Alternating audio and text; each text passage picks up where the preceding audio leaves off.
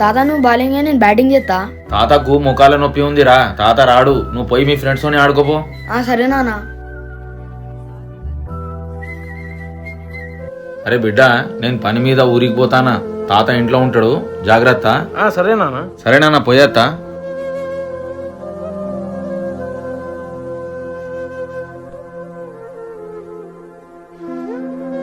అరే నాన్న అయింది ఇంత యాక్టివ్గా అయిపోయాడు. అరే బిడ్డ, తాత అయిందిరా ఇంత యాక్టివ్గా అయిపోయాడు. నేను లేనప్పుడు హాస్పిటల్ తీసుకెళ్లి ముఖాల సర్జరీ ఏమైనా చేపించరా అయింది?